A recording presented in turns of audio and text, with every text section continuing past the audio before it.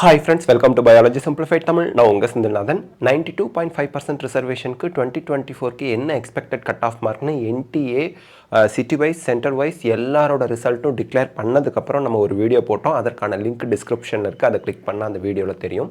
இப்போது இந்த வீடியோவில் 7.5% ரிசர்வேஷன், அதாவது 6th ஸ்டாண்டர்டில் இருந்து 12th ஸ்டாண்டர்ட் வரைக்கும் கவர்மெண்ட் ஸ்கூலில் படித்த மாணவர்களுக்கு, கவர்மெண்ட் ஸ்கூல் அப்படின்னு வரும்போது தமிழ் மீடியமா இங்கிலீஷ் மீடியமா ரெண்டு மீடியமும் இருக்கலாம், பட் அது அரசு பள்ளியாக இருக்கணும் அப்படிங்கிறது தான் இங்கே நம்ம எடுத்துக்கணும். ஸோ கவர்மெண்ட் ஸ்கூலில் படித்த 6th to 12th வரைக்கும் படித்த ஸ்டூடெண்ட்ஸ்க்கான எக்ஸ்பெக்டட் கட் ஆஃப் என்ன அப்படின்னு பார்க்கறதுக்கு முன்னாடி எவ்வளவு சீட்ஸ் இருக்குது சார், அது ரொம்ப இம்பார்ட்டன்ட். அது நமக்கு தெரிஞ்சுக்கணும்ல. கவர்மெண்ட் மெடிக்கல் காலேஜஸில் 36 கல்லூரிகளில் ஓசிக்கு 7.5% ரிசர்வேஷனில் 99 சீட்டும், பிசிக்கு 84 சீட்டு, பிசிஎம்க்கு 11 சீட்டு, எம்பிசிக்கு 64 சீட்டு, எஸ்சிக்கு 48 சீட்டு, எஸ்சிஏக்கு 9 சீட்டு, எஸ்டி ஸ்டூடெண்ட்ஸுக்கு 3 சீட்டு, மொத்தம் 318 சீட்ஸ் எம்பிபிஎஸ்க்கு இருக்குது.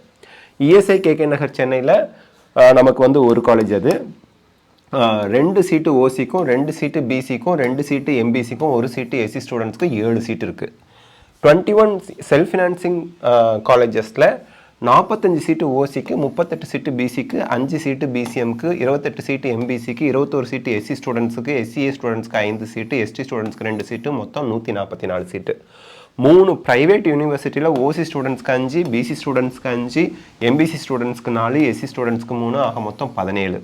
அப்போ மொத்தமாக 486 எம்பிபிஎஸ் சீட்ஸ் இருக்குது. இந்த எம்பிபிஎஸ் சீட்ஸில் எங்கே சேர்ந்தாலும் கவர்மெண்ட் ஸ்கூல் ஸ்டூடெண்ட்ஸ்க்கு ஃபீஸ் கிடையாது. எல்லா ஃபீஸும், hostel fees, mess fees, what ever the fees, எல்லாமே கவர்மெண்ட் பே பண்ணிடுவாங்க. 7.5% ரிசர்வேஷனில் சேரக்கூடிய மாணவர்களுக்கு எந்த கல்லூரியில் சேர்ந்தாலும் ஃபீஸ் கிடையாது அப்படிங்கிறத நம்ம ஞாபகம் வச்சுக்கணும். Including hostel fees, mess fees எல்லாமே கவர்மெண்ட் பே பண்ணிடும். ஓகே, இப்போது 25% சிலபஸ் ரெடியூஸ் பண்ணாங்க. 8th year of the NEET exam நடக்குது. 7.5% ரிசர்வேஷன் கிட்டத்தட்ட 4 வருஷம் ஆயிடுச்சு.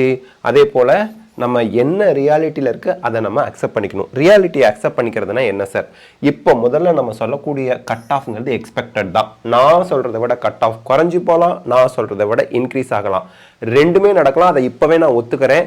Actual result, actual rank list ஆக்சுவலாக உங்களுக்கு அட்மிஷன் கிடைக்கும் போது இந்த அழிச்சோன்னா மார்க் கம்மிக்கே கிடச்சிருச்சு, இது லூஸ் அப்படின்னு சொல்லக்கூடாது. சொன்னாலும் பிரச்சனை இல்லை, ஏன்னா நான் இப்போவே டிஸ்க்ளைமரில் சொல்லிட்டேன். நான் சொல்லக்கூடிய மார்க்குங்கிறது expected only, prediction only, tentative only, தற்காலிகமானது, யூகம் அப்படின்னு அர்த்தம். இது ஃபைனல் கிடையாது. நான் சொல்கிறத விட கம்மி மார்க்கில் இருக்கவங்களுக்கு கிடைக்கலாம், கூட இருக்க மார்க்லையும் கிடைக்கலாம்.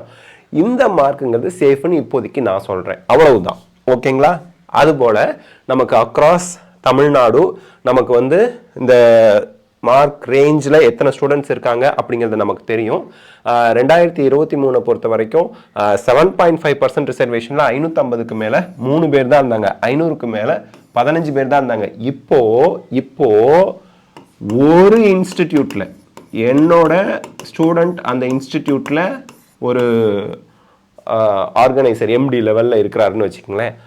அவர் ஒர்க் பண்ணுற அந்த இன்ஸ்டிடியூட்டில் 120 பேர் 7.5% ரிசர்வேஷனில் மட்டும் 500க்கு மேலே வாங்கியிருக்காங்க. போன வருஷம் மொத்தமே 15 பேர் தான் 500க்கு மேலே 7.5% ரிசர்வேஷனில் வாங்கினவங்க.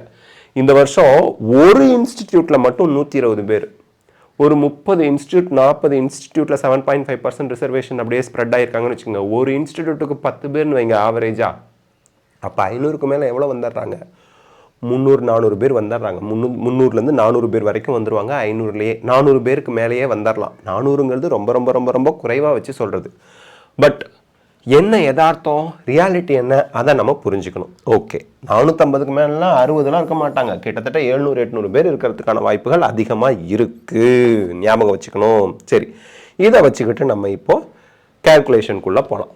இப்போ தமிழ்நாட்டில் 700க்கு மேலே வாங்கினவங்க 129 பேர், இது தெரியும். 650க்கு மேலே வாங்கினவங்க 1582 பேர், 600க்கு மேலே 4879, 550க்கு மேலே 9658, 500க்கு மேலே 14350. சொன்னதையே சொல்லிட்டு இருக்காம விஷயத்துக்கு வாங்க சார். எக்ஸ்பெக்டட் கட் ஆஃப் சொல்லுங்கள் சார். ரீசன்ஸ் உங்கள் முன்னாடி வைக்கணும். எத்தனை பேர் இன்க்ரீஸ் ஆயிருக்காங்க, இதெல்லாம் நம்ம நிறைய பார்த்துட்டோம். இப்போது 2022க்கும் 2023க்கும் கட் ஆஃப் எவ்வளோ சார் இன்க்ரீஸ் ஆனிச்சு பாருங்கள். 7.5% ரிசர்வேஷனில் 550க்கு மேலே வெறும் 3 பேர் தான் இருந்தாங்க, 500க்கு மேலே 15 பேர் தான் இருந்தாங்க, 450க்கு மேலே 60 பேர் தான் இருந்தாங்க, 400க்கு மேலே 195 பேர் தான் இருந்தாங்க. அப்படி இருந்தே 300க்கு மேலேயே 1170 பேர் தான் இருந்தாங்க. அப்படி இருந்தே 2022 விட ஓசியில் இருக்கக்கூடிய ஸ்டூடெண்ட்ஸ் சீட் எதுவும் எடுக்கல, எல்லாம் பிசி எம்பிசிக்கே பிரிஞ்சு போணுச்சு. ஓசி ஸ்டூடெண்ட்ஸ் இல்லைன்னு வச்சுங்களேன். 279 மார்க்காக இருந்தது, 96 மார்க் பிசிக்கு இன்க்ரீஸ் ஆகி 375 இருந்துச்சு. எவ்வளோ மார்க் இன்க்ரீஸ் ஆயிருக்கு பாருங்க 2022க்கு 2023க்கும். பிசிஎம் ஸ்டூடெண்ட்ஸ்க்கு 86 மார்க் இன்க்ரீஸ் ஆனிச்சு. எம்பிசி ஸ்டூடெண்ட்ஸ்க்கு 90 மார்க் இன்க்ரீஸ் ஆனிச்சு. எஸ்சி ஸ்டூடெண்ட்ஸ்க்கு 92 மார்க், எஸ்சிஏ ஸ்டூடெண்ட்ஸ்க்கு 89 மார்க், எஸ்டி ஸ்டூடெண்ட்ஸ்க்கு 66 மார்க் ஓவரால் கட் ஆஃபில் இன்க்ரீஸ் ஆனிச்சு. சரிங்க சார், இப்போ விஷயத்துக்கு வாங்க. 2024ல் நீங்கள் என்ன எக்ஸ்பெக்ட் பண்ணுறீங்க?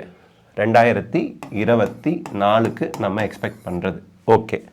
இப்போது ஓசி ஸ்டூடெண்ட்ஸ்க்கு முன்னாடி 500ன்னு சொன்னோம், இப்போ 550க்கு மேலே இருந்தால் தான் சீட்டே கிடைக்கும். ஒரு இன்ஸ்டிடியூட்லேயே 120 பேர்னா நமக்கு ஓசிக்கு மொத்த சீட்டே எவ்வளோ? மொத்த சீட்டே பாருங்க 99 தான். அப்போ ஒரு இன்ஸ்டிடியூட்லேயும் எல்லாம் காலியாக போயிடுமா? சொல்கிறேன், ஒரு உதாரணத்துக்கு கால்குலேஷனுக்கு சொல்கிறோம். அப்போது நமக்கு 550க்கு மேலே இருந்தால் தான் ஓசியில் சீட்டு கிடைக்கிறதுக்கான வாய்ப்புகளே இருக்குது. 7.5க்கு பிசிக்கு 520க்கு மேலேயாவது இருக்கணும், பிசிஎம்க்கு 505க்கு மேலே இருக்கணும், எம்பிசி ஸ்டூடெண்ட்ஸ்க்கு 525 இருக்கணும், எஸ்சி ஸ்டூடெண்ட்ஸ்க்கு 490 ப்ளஸ் இருக்கணும், எஸ்சிஏ ஸ்டூடெண்ட்ஸ்க்கு 450 ப்ளஸ் இருக்கணும், எஸ்டி ஸ்டூடெண்ட்ஸ்க்கு 430 ப்ளஸ் இருக்கணும். காரணம் என்னன்னு நான் உங்களுக்கு முன்னாடியே சொல்லிட்டேன். அந்த மார்க்ஸ் ரேஞ்சில் முன்னாடி 550க்கு மேலே 7.5% ரிசர்வேஷன் மட்டும் செக்ரிகேட் பண்ணி பார்த்தா கவர்மெண்ட் ஸ்கூல் ஸ்டூடெண்ட்ஸ் மட்டும் 3 பேர் தான் இருந்தாங்க போன வருஷம். இப்போது 15 பேர் இருக்காங்க. இந்த வருஷம் 7.5% ரிசர்வேஷனில் மட்டும் ஒரு இன்ஸ்டிடியூட்டில் 120 பேர் 500க்கு மேலே இருக்கிறாங்க. அப்போது தமிழ்நாடு முழுக்க கால்குலேட் பண்ணி பார்த்தா நான் சொல்கிற மார்க்கு நியாயம்தான் அப்படின்னு உங்களுக்கு ஃபீல் ஆகும். சரிங்க சார், இந்த செல்ஃப் ஃபினான்சிங் கல்லூரிகள் இருக்கே, அங்கே ஓசிக்கு 550க்கு மேலே இருந்தால் தான் கிடைக்கும், அதில் மாற்றுக்கிறது இல்லை. பிசிக்கு 510 வரைக்கும் கிடைக்கலாம், பிசிஎம்க்கு 500 வரைக்கும் கிடைக்கலாம், எம்பிசி ஸ்டூடெண்ட்ஸ்க்கு 515 வரைக்கும் கிடைக்கலாம், எஸ்சி ஸ்டூடெண்ட்ஸ்க்கு 485 வரைக்கும் கிடைக்கலாம், எஸ்சிஏ ஸ்டூடெண்ட்ஸ்க்கு 445 வரைக்கும் கிடைக்கலாம், எஸ்டி ஸ்டூடெண்ட்ஸ்க்கு 410 வரைக்கும் கிடைக்கலாம். இதுதான் expected, most expected cut of for 7.5% reservation.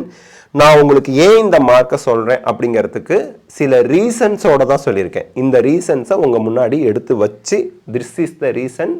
ஏன்னா ஒரு கட் ஆஃப் மார்க் வந்து என்ன தான் ப்ரெடிக்ஷனாக இருந்தாலும் எக்ஸ்பெக்டேஷனாக இருந்தாலும் வித்தவுட் ரீசன் நம்ம சொல்லக்கூடாது. So these are the reason, என்னோட ரீசன்ஸ் இதெல்லாம். ஸோ சார், இப்போ இவ்வளோ மார்க்கு இன்க்ரீஸ் ஆகி இருக்கே, இவ்வளோ அதிகமாக சொல்கிறீங்களே, காரணம் என்ன? ரீசன் நம்பர் 1, எவ்ரி இயர் 7.5% ரிசர்வேஷனில் ரிப்பீட்டர்ஸோட எண்ணிக்கை ஜாஸ்தி ஆகிக்கிட்டே போகிறாங்க. ரீசன் நம்பர் 2, நமக்கு 25% சிலபஸை ரெடியூஸ் பண்ணினது கட் ஆஃப் இன்க்ரீஸ் ஆகிறதுக்கு ஸ்ட்ராங்கஸ்ட் ரீசனாக இருக்குது.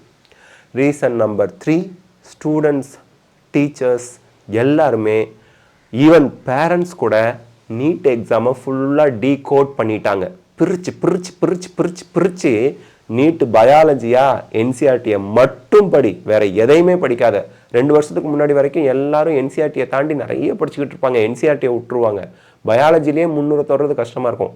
இப்போது 2023 2024லலாம் என்சிஆர்டியை தவிர பயாலஜிக்கு ஒரு சிங்கிள் ஷீட்டு கூட அவுட் சைடில் படிக்காத, இது மட்டும்தான் போதுங்கிற விளக்கம் தெரிஞ்சு போச்சு.